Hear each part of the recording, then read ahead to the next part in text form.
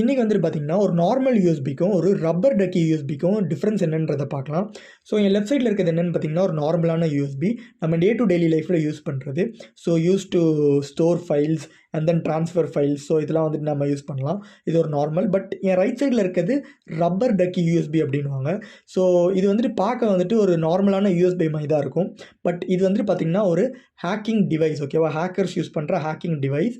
So இதில் என்ன பண்ணுவாங்கன்னு பார்த்திங்கன்னா ஹேக்கர்ஸ் வந்துட்டு ப்ரீ இன்ஸ்டால்டாக வந்துட்டு இதில் வந்துட்டு மலிஷியஸான கோட் இல்லை வைரஸ் இல்லைனா கீலாகர்ஸ்க்கான ஸ்பெசிஃபிக் கோட்லாம் வந்துட்டு எழுதி வச்சுட்டு அந்த ஸ்பெசிஃபிக் யூஎஸ்பியில் வந்துட்டு ஒரு .exe மூலயமா வந்துட்டு ஃபெச் பண்ணிடுவாங்க. ஸோ ஃபெச் பண்ணிவிட்டு இதை வந்துட்டு லைக் ஸ்ட்ரீட்ஸ்லேயோ இல்லை எங்கேயாச்சும் போட்டுருவாங்க.